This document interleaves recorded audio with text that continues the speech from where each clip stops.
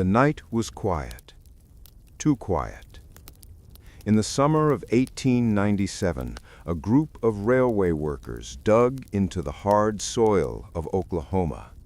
Their shovels rang against something solid, something that did not belong there. When the dust cleared, strange markings appeared on a stone slab, unlike anything they had ever seen. Not English, not Latin.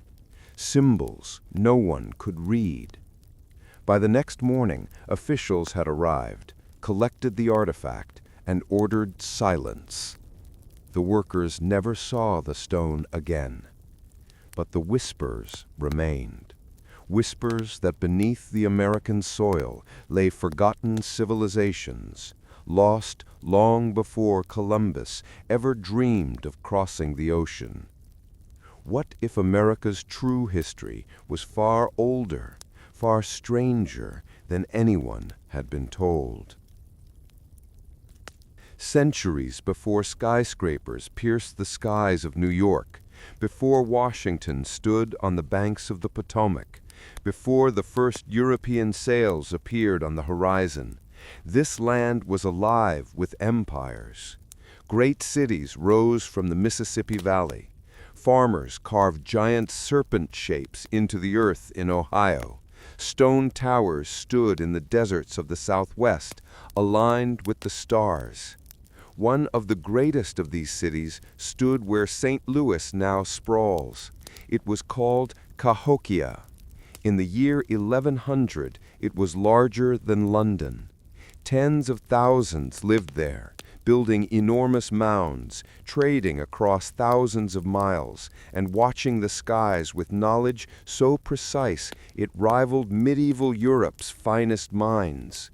And then, just a century later, it was gone.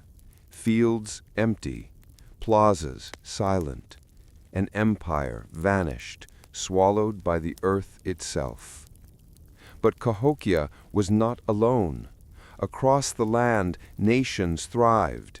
The Iroquois, with their councils and laws that would one day inspire America's Constitution. The Pueblo, who carved entire villages into cliffs.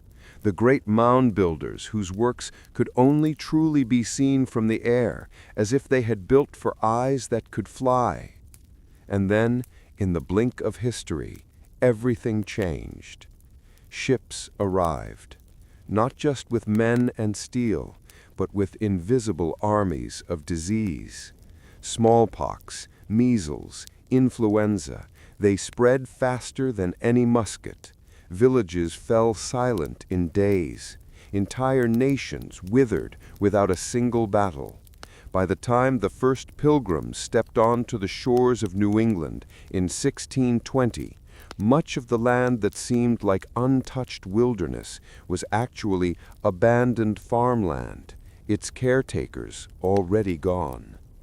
What the settlers saw as divine providence was, in truth, one of the greatest tragedies the world had ever known.